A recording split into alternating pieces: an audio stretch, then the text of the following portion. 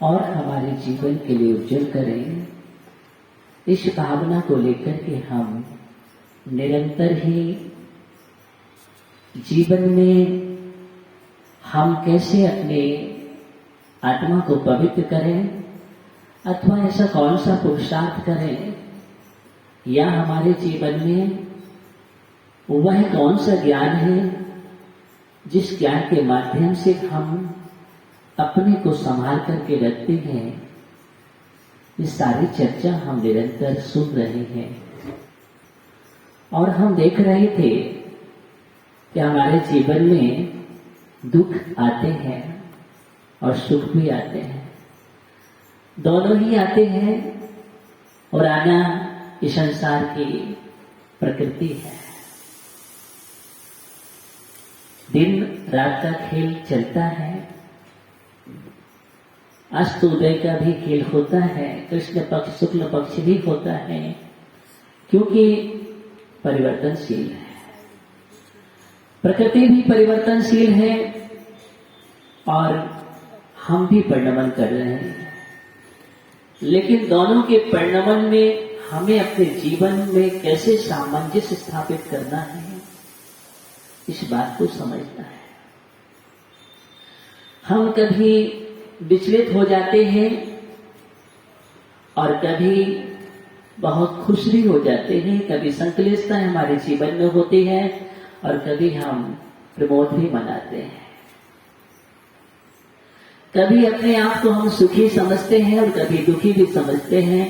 कभी ऐसा लगता है कि दुखों का पहाड़ हमारे पर टूट पड़ा है और कभी ऐसा लगता है कि शायद हम जैसा तो कोई सुखी नहीं दिख रहा है। ये पुण्य और पाप का खेल है संसार।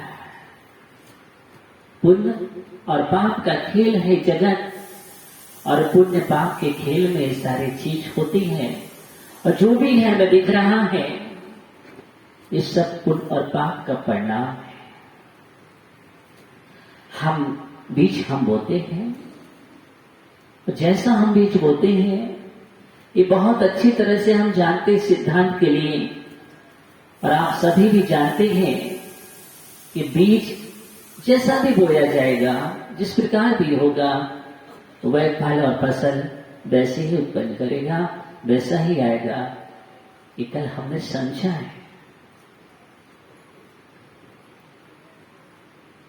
आचार्य भगवान कारण बतला रहे थे कि हमारे जीवन में अगर सुख भी आया तो उसका भी कारण क्या है, और दुख भी आया तो उसका भी कारण क्या है। कारण पर हम पहुंच जाए तो दिक्कत नहीं है, हम कारण पर नहीं पहुंचते हैं और दुखी हो जाते हैं, और कारण पर नहीं पहुंचते हैं और सुखी हो जाते हैं।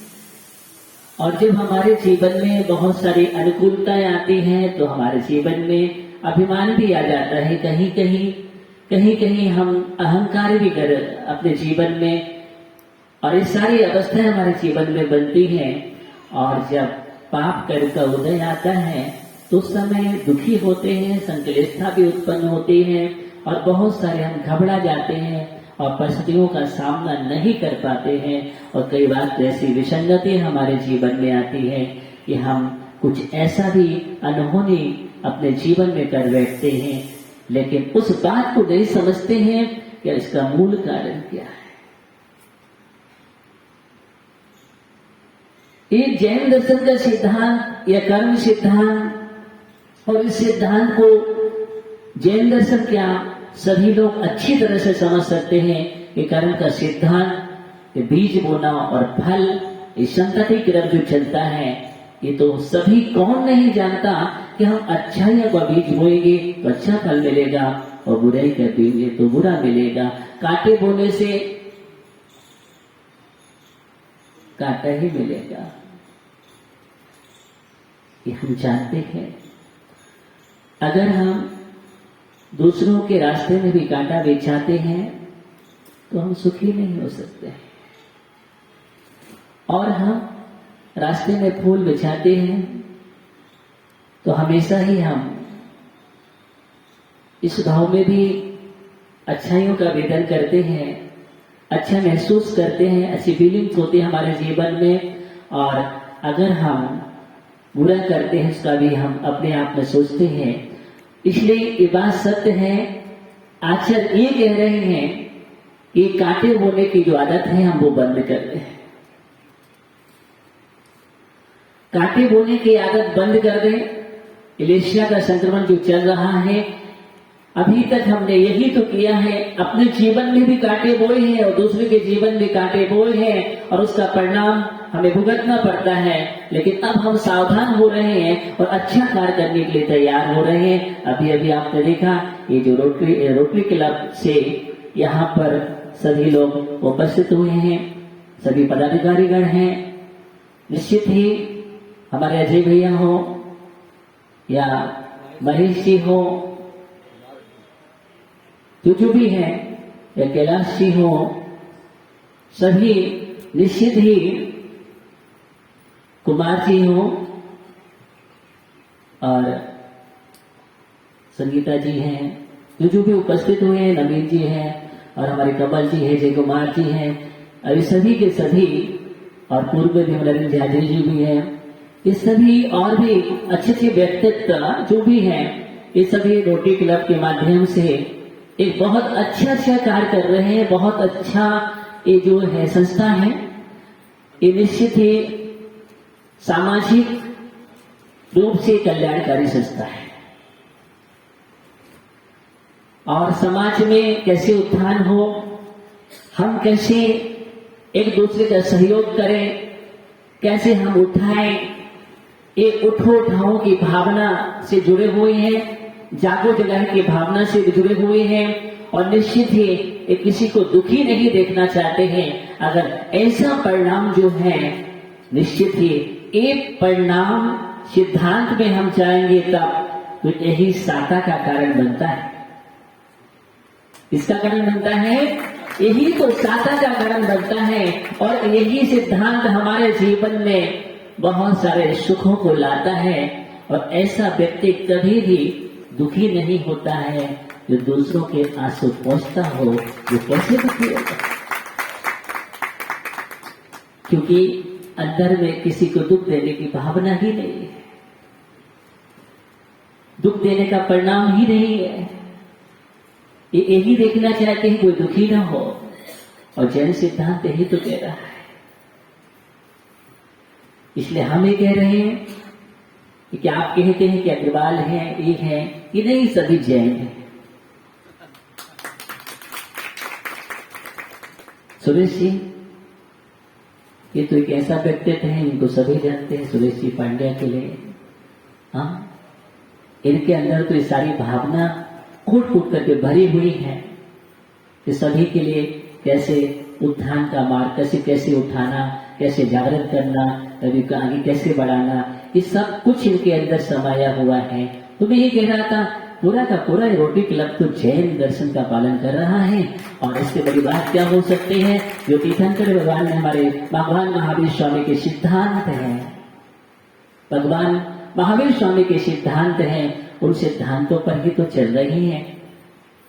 चाहे आप आई हॉस्पिटल के माध्यम से आप सेवा करें या सामाजिक किसी भी चीज से सेवा करें, कहीं ना कहीं आप अच्छा कार्य कर रहे हैं। और भगवान महावीर स्वामी ने यही तो कहा था कि धर्म किसका नाम है, धम्मो दया विशुद्धो। आचार्य कुंड स्वामी लिखते हैं, जो दया से विशुद्ध होता है उसका नाम धर्म है। और हम उसी पद पर चल रहे हैं। धम्मो दया विशुद्धो का सूत्र है, ये निश्चित ही हमारे जीवन में रग रग में होना चाहिए, क्योंकि दया, करुणा, अहिंसा यही तो मानवता है। पूछते हैं मानवता क्या है? मानवता क्या है? यही मानवता है जिसके अंदर दया है, करुणा है, अहिंसा है, सेवा भाव है, परोपकार की भावना है। ये अच्छे गुण, ये मानव जीवन के गुण हैं। और मानव जीवन को ऊंचाइयों तक ले जाने के लिए यही महत्वपूर्ण ऐसे गुण हैं जिनके माध्यम से ये आत्मा उठ करके एक दिन भगवान बनती है। ये भगवान बनने में कारणभूत गुण हैं। क्यों? कोई भी आत्मा जब तीर्थंकर प्रकृति का वर्णन करती है, आपको तीर्थंकर परमात्मा कैसे बनता उसकी बात बतला रहा हूं। तो तीर्थंकर परमात्मा बनने वाली जो भावना हो, वहां पर उस जीव के अंदर यही भावना उत्पन्न होती है, यानी यही भावना उत्पन्न होती है कि संसार के जितने भी जीव हैं कोई भी न दुखी न हो, कोई भी दुखी न हो, किसी को कष्ट न हो। उनके कष्टों को देखकर के कष्ट हो जाता है, दूसरों के दुख देखकर के दुख आ जाए, अपने दुख देखकर के दुखी नहीं होना। ध्यान रखना, अपने दुखों को देखकर के दुखी होना ही तो अज्ञानता है, लेकिन किसी के कष्टों को देखकर के अंदर में कष्ट हो जाए, इसका इनके कष्ट कब दूर हो जाए, एक ज्ञानी की पहचान है। एक ज्ञानी की पहचान है किसी को दुखी। हमारे महापुरुष जब जब भी हम जहां जहां भी देखते हैं, चाहे हम भगवान महावीर स्वामी का चरित्र पढ़े, किसी भी तीर्थंकर भगवान का, अथवा हम राम का चरित्र पढ़ते हैं, हम जब पद्म पुराण जिन रामायण भी पढ़ते हैं और रामायण में देखते हैं, तो राम का जो चरित्र है ऐसा सुंदर सजा हुआ चरित्र है कि जिनके अंदर अपार करुणा और दया से भीगा हुआ था।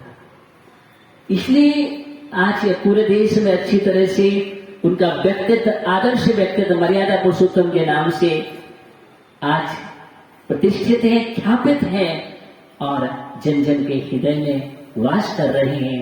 भगवान महावीर स्वामी हो या राम हो या आदिनाथ भगवान हो या नेमिनाथ हो या कृष्ण हो, ये सभी के सभी महापुरुष क्या थे? इनके अंदर यही भावना थी कि किसी भी जीवन में कष्ट न हो, कोई दुखी न रहे। दुखों को दूर करने की भावना इस साता वेदनी कर्म के आश्रय का कारण है। सिद्धांत की भी बात कर रहा हूं साथ में, इस साता वेदनी कर्म के आश्रय का कारण है। अभी आपको बतला रहा था, असाता वेदनी कर्म का आश्रय होता है। अगर हम अपने दुखों पर दुखी होते हैं, हम शोक करते हैं, कष्ट आएंगे, दुख आएंगे, तो हम अपने अगर दुख आते हैं तो हम बीच पर पहुंच जाते हैं। जय कुमार जी, कहां पहुंच जाते हैं? बीच पर, मूल पर पहुंच जाते हैं कि हमने कहीं ना कहीं किसी के जीवन में दुख बोया होगा। क्या बोया? हमने कहीं ना कहीं दुख बोया होगा, इसलिए तो दुख आया है, क्योंकि बोया है तो आएगा। इसलिए हम उस समय क्षमता रखते हैं, दुखी नहीं होते हैं। अगर दुखों की आदत पर दुखी हो जाते तो नया दुख पैदा हो जाता है। अजय भैया, क्या होता है? नया दुख पैदा हो जाता है। इसलिए जब जब भी हमारे जीवन में अगर कष्ट आते हैं, हमारे जीवन में भी आपत्ति आती है, तो आपत्ति के समय हमें अपने ज्ञान का प्रयोग करना है, और ज्ञान का प्रयोग करते हैं तो उस समय हमारे जीवन में समता आती है। हम आकुल व्याकुल नहीं होते हैं। उस समय देखते हैं हम क्या, जब महापुरुषों के जीवन में इतना कष्ट आया है, महापुरुषों के जीवन में भी कष्ट आया है, वहां भी आश्चर्य करेंगे। जो नारायण जैसा जीव, ओहो, नारायण जैसा जीव, लेकिन उनका जन्म कहां हुआ? कहां हुआ जी? महेश जी, जेल में हुआ, कारागार में हुआ। जब महापुरुष जैसा जीव का जन्म कारागार में हो, चिंतन करना अच्छी तरह से। बैठ जाइए जय कुमार जी, हम चिंतन करें अच्छी तरह से, विचार करना है। कृष्ण का जीवन जब हम देखते हैं तो जन्म, आपका अगर जन्म होता है तो आप तो पूरे नगर में खुशियां मनाते हैं, जन्म महोत्सव मनाते हैं, लेकिन वहां तो ऐसा कोई अवसर नहीं मिला। वहां तो कोई ताली और थाली बजाने वाला भी नहीं मिला जन्म पर। हम तो सहनाई बजाते हैं, लेकिन वहां पर ऐसा कुछ भी नहीं मिला। क्यों?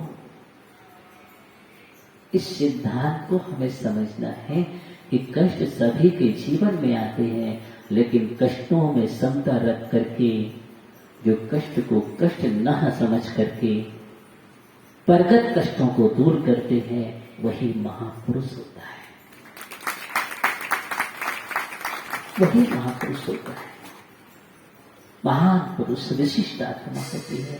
इसलिए कृष्ण का जीवन पूरा का पूरा आप देखिए, राम का जीवन देखिए। राम का जीवन आया, वनवास में जा रहे हैं, जंगल में जा रहे हैं, लेकिन बात तो महापुरुषों के साथ भी विचित्र रहता है। हमें लगता है कि पाप उदय चल रहा है कहीं ना कहीं, लेकिन नहीं, उनके जीवन में पाप कहाँ, कदम कदम पर पुण्य होता है। क्या होता है? अरे कदम कदम पर पुण्य होता है। महापुरुष का जीव, नदी भी अपनी धारा बदल दे, क्या नदी भी अपनी धारा को बदल दे, महापुरुषों का प्रभाव होता है। राम भी जंगल में जहां जहां जाते थे, वहां पर राजाएं, जो राजा थे, सम्राट थे, वो हाथ जोड़ करके खड़े हो जाते थे। और राजा सम्राट की बात का देव भी हाथ जोड़ करके खड़े हैं उनकी सेवा के लिए, और महल बना दिया करते थे। अगर हम पद्म पुराण पढ़ेंगे, जैन रामायण पढ़ेंगे, तो जहां भी जाते थे, यक्षण जैसे देव भी महल बना दिया करते थे, पूरा नगर बसा देते थे और नाम रख देते रामपुरी। ये महापुरुष का जीवन है। और लेकिन महापुरुषों के जीवन से हमें शिक्षा लेनी है। जो भी महापुरुषों का जीवन है वो बहुत बड़ा शिक्षालय है, बहुत बड़ा शिक्षालय है। हम जब किसी भी महापुरुष के इतिहास को पढ़ते हैं, इससे बड़ी शिक्षा जीवन में नहीं मिल सकती है कि देखो तुम कहां घबरा रहे हैं, कहां घबराते हो, धूप के बाद तो छांव है। क्या है? धूप के बाद छांव है, घबराने की जरूरत नहीं है। ये महापुरुषों से हम सीखते हैं। जन्म हुआ कारागार में तो क्या हुआ? जन्म अगर कारागार में हुआ तो क्या हुआ? कोई दिक्कत नहीं, लेकिन है तो महापुरुष, भविष्य का तीर्थंकर बनेगा। और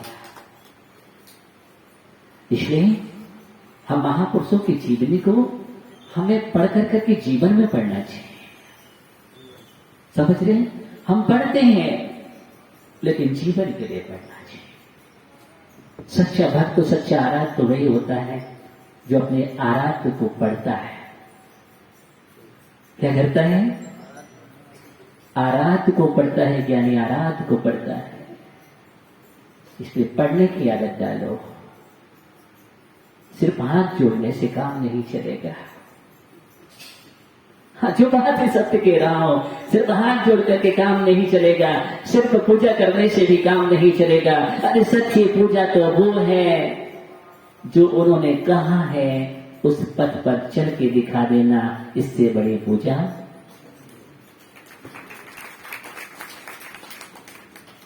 इससे बड़ी पूजा नहीं होती कि उन्होंने जो कहा है उस पर चलना है। मुझे उस पर चलना है। उन्होंने क्या संदेश दिया है, क्या देशना थी उनकी, क्या सूत्र हमारे जीवन के लिए दिए हैं, उन सब बातों को ध्यान में रख करके, इसलिए मैं बात ही कह रहा हूं ललित भैया, कि हम भगवान महावीर स्वामी को सिर्फ देखें ना, सिर्फ देखें ना, देख करके देख लें। क्या? देख करके देख लें। और देखना ही तो है, और देख लिया बस हो गया। ऐसे देखो, यही बात मुझे ध्यान देख ले। जब भी हम जाते हैं तो भी हमें वितरागता को पढ़ना है। विक्की भैया, जिस दिन तू वितरागता को पढ़ना प्रारंभ कर देगा ना, फिर देखना तुम्हारे जीवन में तो पड़ोसी का मकान नहीं देखेगा। हाँ, ये सच्चाई है। पड़ोसी का मकान नहीं दिखता है। अगर हम वीतरागता को देखने लग जाएंगे, पढ़ने लग जाएंगे, तो मुझे ऐसा लगेगा कि अब तो मुझे वीतरागता को देखना है। पड़ोसी के बगल में क्या रखा हुआ है? कुछ भी नहीं है। हम 2 मंजिल, हम चाहे 4 मंजिल, फिर वो चाहे 8 मंजिल, ये क्या रखा है? क्या ईर्षा, क्या जलन? ईर्षा और जलन करना है तो भगवान से करो। किससे करो? आपको भगवान से, हाँ, भगवान से ईर्षा जलन करो। और ऐसी ईर्षा जलन करो कि हमें इतनी ईर्षा हो रही है कि हम रागी और आप वीतरागी, ऐसे कैसे? हाँ, हम भक्त और आप भगवान नहीं। हम भी ऐसा कार्य करें कि हम भी भगवान बन जाए। भगवान ने यही तो कहा है। भगवान कभी नहीं कहता कि तुम भक्त बनकर के रहो, कभी नहीं कहता। कोई भगवान ने कभी भी ऐसा नहीं कहा है कि तुम भक्त बनकर के रहो। कैलाश भैया, भक्त बनकर के रहो, ऐसा नहीं कहा। हर भगवान का यही उपदेश है, तुम भी आ जाओ।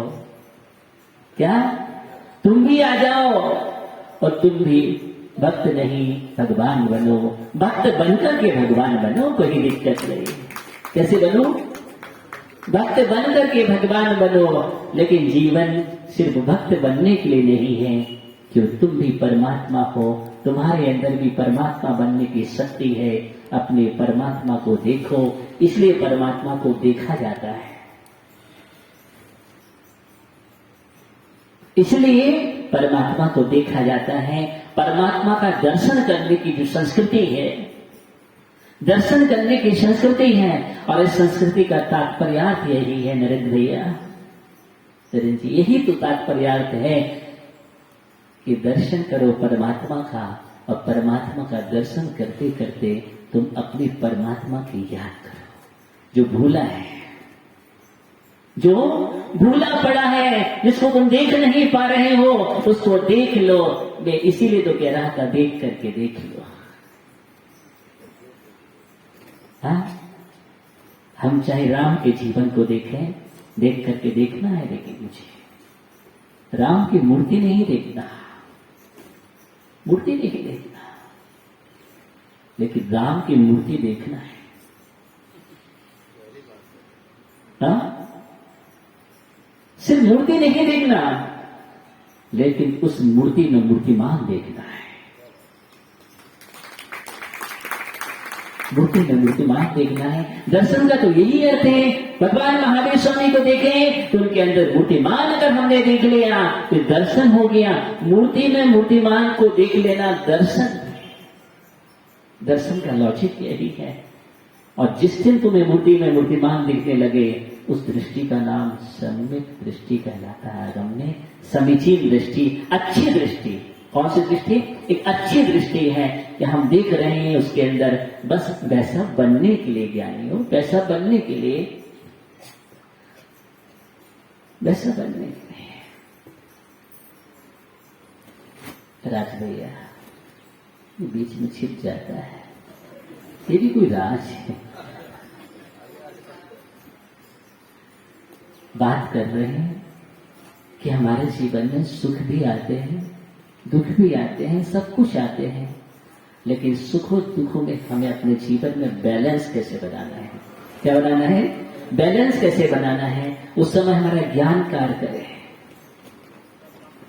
अगर ज्ञान कार्य करेगा तो हम दुख के आने पर संकलेश उत्पन्न नहीं करेंगे और सुख के आने पर अभिमान नहीं करेंगे।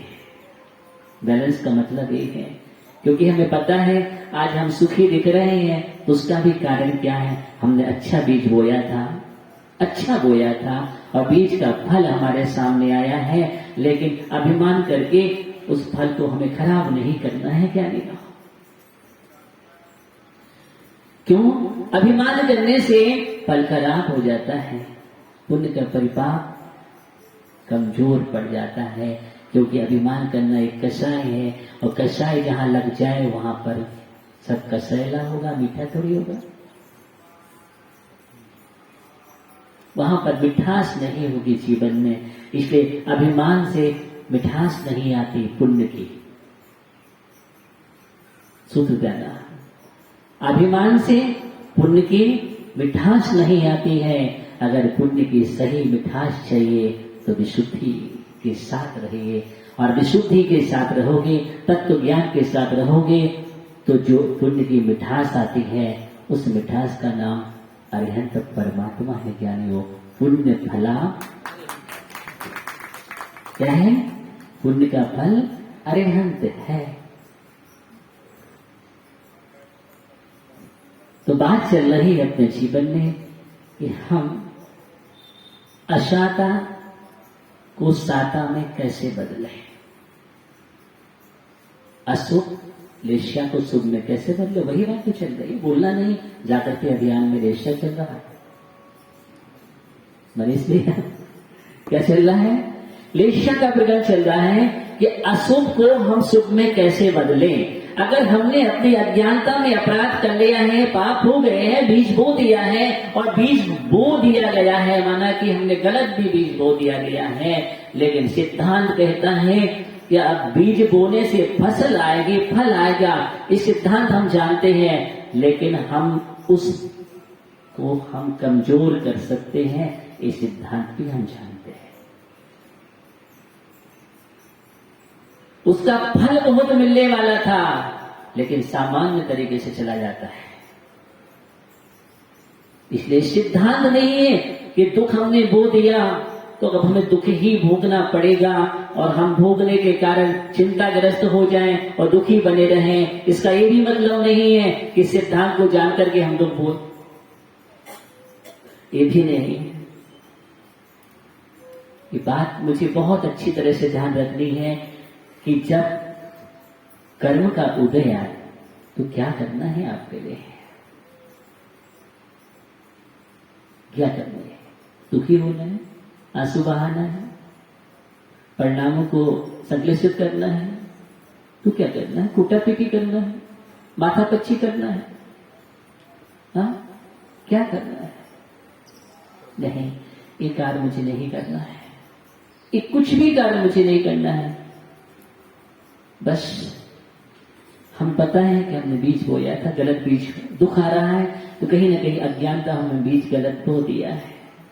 अब उसका हम कम से कम पश्चाताप करें, निंदा करें, गढ़ा करें कि हमसे ऐसी अज्ञानता हुई है।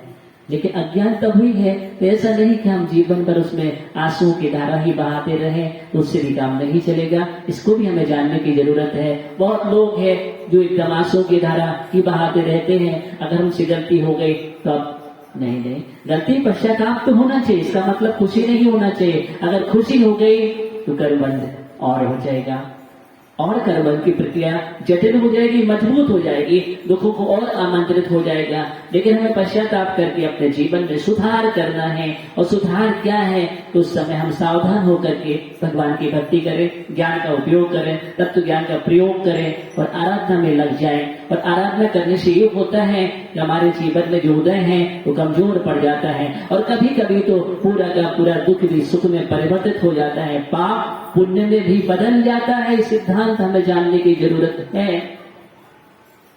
क्या आपने दृष्टांत उस दिन सुना था कि जिसको फांसी लगनी थी, क्या लगनी थी?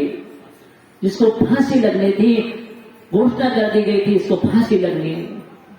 इसका ऐसा पाप कर्म का उदय है कि कुछ ही दिन में इसको फांसी लग जाएगी। और एक राजकुमार के लिए कहा गया था कि कुछ ही दिनों में राजा बनने वाला है, एक राजा बनने वाला हो और एक को फांसी लगने वाली हो। एक राजपुत्र है, एक मंत्री पुत्र है, दोनों के लिए एक घोषणा हुई। जोशी ने निमित्त के लिए घोषणा कर दी, यहां तक कि ये सारी जानकारी।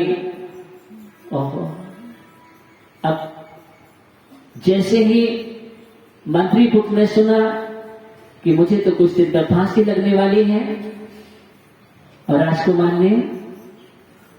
भैया नहीं, ये वाले राजकुमार नहीं थे, हाँ ये तो अपने जन जन को पहुंचाने वाले, जो बाणी को जन जन में पहुंचाते हैं, वो वाले राजकुमार हैं। ये भी अच्छे राजकुमार ही हैं। दोनों राजकुमार जी और नवीन भैया ये मीडिया तुम्हारी निरंतर बाणी को पहुंचाते हैं, और ये मागध जाति का काम करते रहते हैं। मागध जाति के देव होते ना,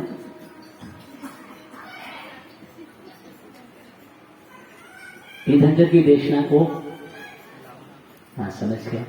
तो हम बातें कर रहे हैं कि जैसे ही राजपूत ने सुना कि अब तो मुझे राजा ही बनना है, अगर आपको घोषणा हो जाए कि अब आपको राजा ही बनना है, आपका राज तिलक होने वाला है दिलीप भैया, तो फिर क्या करेगा ज्ञानी? क्या करेगा? खुशी से पागल हो जाएगा कि अनबैलेंस हो जाएगा? है? क्या करेगा? ना मुझे खुशी से पागल होना चाहिए, ना अनबैलेंस होना चाहिए। यही तो बैलेंस बना के रखना है, यही बैलेंस बना करके रखना है। लेकिन वो राजपूत नहीं बना पाया जीवन में, बैठ जाओ, नहीं बना पाया। और ये हुआ कि उसने जैसे ही सुना कि मुझे राजा बनना है, तो उसने ऐसे ऐसे कार्य करना शुरू कर दिए जो अच्छे नहीं थे, अशुभ थे, बुरे कर्म थे। उसने बुरे कर्म प्रारंभ कर दिए करना, दुष्टों में लिप्त हो गया, अत्याचार करने लगा, अनीति का कार्य करने लगा, और इसमें इतना लिप्त हो गया, इतना लिप्त हो गया। लेकिन कुछ दिन बाद देखा तो उसको अभी तक राज तिलक नहीं हुआ, राज तिलक नहीं हुआ। और जिसको फांसी लगने वाली बात थी, अब उसने सोचा, उसके अंदर अच्छे परिणाम जागृत हुए। कम से कम जितने पल हैं, जितने क्षण हैं, उनको तो सार्थक कर लो। सुबोध भैया उनके अंदर बोध आ गया, क्या आ गया? सुबोध जागृत हो गया। ये तो देखो मुस्कुराते रहते हैं, खिले रहते हैं, वैसे सुबोध है। कभी बाड़ी से खिलते हैं तो कभी चेहरे से खिलते हैं, हमेशा ही कोडरमा में मिलते हैं, जुबी तलैया में। तो बात चल रही है कि मंत्री पुत्र ने विचार किया। किसने विचार किया? जीवन के जितने क्षण बचे हुए हैं, जितने पल बचे हुए हैं, कम से कम उनको तो सार्थकता प्रदान कर दो।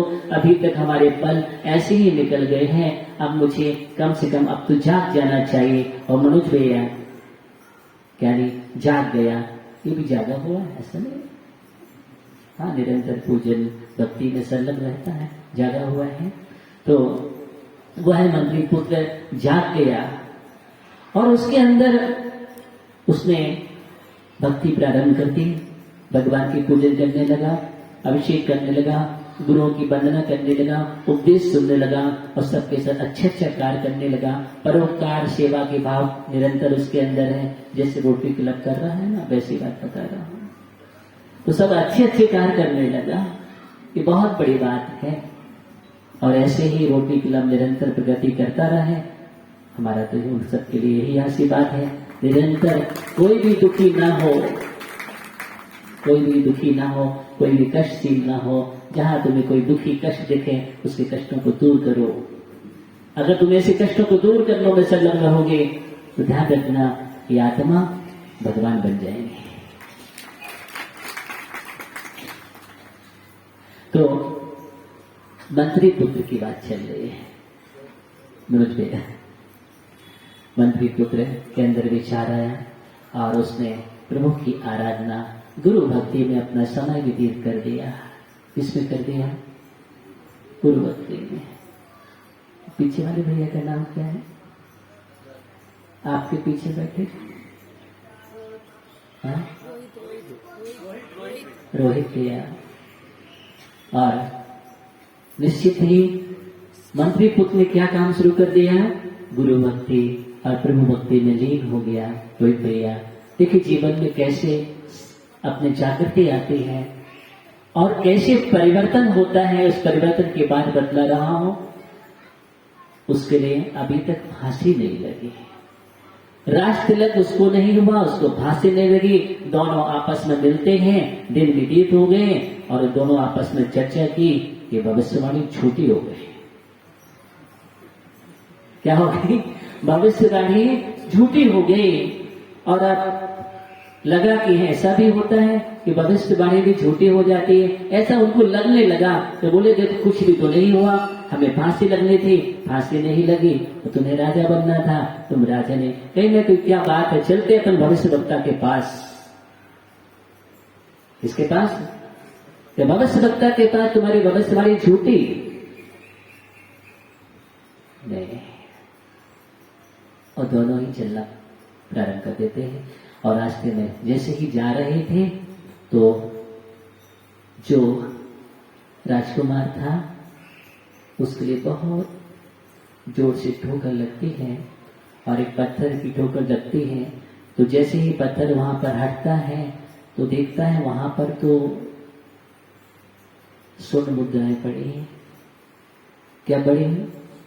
स्वर्ण मुद्राएं पड़ी हुई हैं। बहुत सारी स्वर्ण मुद्राएं पड़ी हुई हैं। उसने सब स्वर्ण मुद्राओं को समेट लिया।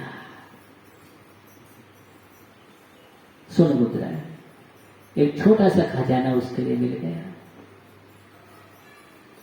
और जो मंत्री पुत्र था पीछे आ रहा था उसको बहुत जोर से कांटा लगा। कराहे उठा, कराहे उठा, इतना जोर से लगा। बस ये दो घटनाएं घटित हुई और उसके आगे दोनों आगे बढ़ते हैं और भविष्य वक्ता के पास पहुंच जाते हैं। डिम्पल भैया भविष्य वक्ता के पास पहुंच गए। डिम्पल भैया नहीं पहुंचे और दोनों ने अपनी बात रखी कि आपने तो ऐसा कहा था, लेकिन ना तुम्हें राजा बना हो महेश भैया, ना तो राजा बना हो और ना इसको फांसी हुई है। आपकी भविष्यवाणी झूठी है। भविष्य वक्ता ने कहा भविष्यवाणी झूठी नहीं है। कैसे है? क्या हुआ? आज कुछ हुआ? बोले हाँ हुआ। जब मैं मार्ग से जा रहा था तो मुझे चोट लगी और बहुत सारी स्वर्ण मुद्राएं मिली मुझे। और दूसरे ने कहा मुझे कांटा लगा। बोले बस हो गया, मेरी भविष्यवाणी झूठी कहा।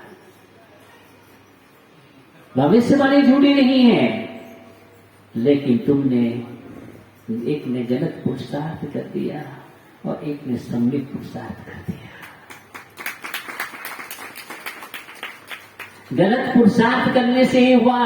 जो राजा बनने था अब वो उसका पुण्य कमजोर पड़ गया। अब राजा के योग पुण्य नहीं रहा। राजा के योग पुण्य नहीं रहा उसके जीवन में। मात्र स्वर्ण मुद्राओं में संतुष्ट होना पड़ा। पुण्य तो था लेकिन उसने पाप में लगने से पुण्य को कमजोर कर दिया और उस योग पुण्य नहीं बचा। और वहां पर इतना पाप था जिसको फांसी मिलने वाली थी। उसने ऐसे धर्म कार्य किए, सेवा के कार्य किए, अच्छे अच्छे सम्यक पुरुषार्थ किया और उस पाप के फल को कमजोर कर दिया। क्या किया? पाप के फल को भी कमजोर कर दिया, परिपाक को, अनुभाग शक्ति को घटा दिया और वो फांसी कांटे में बदल गए। ये सिद्धांत है जीवन का। ये सिद्धांत को हम अपने जीवन में भी लागू कर सकते हैं। इसलिए इन सिद्धांतों को हमें समझने की जरूरत है कि हम घटा सकते हैं और बढ़ा सकते हैं। ये माइनस प्लस का सिद्धांत कहीं नहीं हमारे अंदर है। क्या है? हम चाहे तो कर्म सिद्धांत, सत्ता में कर्मों को बदलने की प्रक्रिया है हमारे अंदर। उदय में आने के पहले हम बहुत कुछ कर सकते हैं। इसलिए हम इस बात को जीवन में ध्यान रख करके चलें कि आज जो साता का कार्य है और असाता का कार्य है, असाता को हम साता में, बस ये बात कर रहा हूं तो दुख शोक ताप करने से हम अगर दुखी होते हैं, किसी को दुख पहुंचाते हैं, शोक करते हैं, ताप करते हैं, अब शब्दों का प्रयोग करते हैं, ये सारे कार्य अशुभ हैं, असाता वेदनी बनने के कारण है, ये पाप वर्धक हैं। लेकिन आचार्यों ने एक बात कही है, अगर हम परोपकार करते हैं, दया करते हैं, सूत्र याद रखना, भूत व्यक्त अनुकंपा, जीवों पर अनुकंपा करते हैं, दया के भाव रखते हैं, करुणा के भाव रखते हैं, तो इसके माध्यम से साता वेदनी कर्म का आश्रय होता है। साता से साता में जाने का एक कार्य है। अच्छा कार्य करेंगे हम सबके लिए, सबके रास्ते में फूल बिछाने का काम करेंगे, कांटे नहीं बिछाएंगे। यही हमें जीवन का, और हम हर जगह ऐसा बीज बो कि हम फूल ही फूल खिल जाएं, क्या खिल जाए? फूल ही फूल खिल जाए। ये भावना हमारे जीवन में, जब वो एक महिला सफर कर रही थी, बार बार अपने झोला में हाथ डाल रही थी और बाहर निकालती थी और छोड़ रही थी। किसी ने पूछा ये महिला क्या कर रही है? उसने इतना ही जवाब दिया था कि बस मैं अच्छे बीजों को अपनी भारत भूमि में बो रहा हूं। किसको? अच्छी जो बीज हैं उनको अपनी भारत भूमि में बो रहा हूं। बोले इससे क्या होगा? अरे मेरे भारत भूमि हरी भरी रहेगी और खिली रहेगी हमेशा। क्या रहेगी? खिली रहेगी। ये भावना उसकी थी। और जब इस प्रकार की भावना जिसके अंदर आ जाती है, वो जीव कभी दुखी नहीं होता है, कष्ट नहीं आते हैं, सुखी सुख उसके जीवन में होता है। तो हम आज इस सिद्धांत को अपने जीवन में लेकर के चले। बहुत अच्छा सिद्धांत है जीवन में।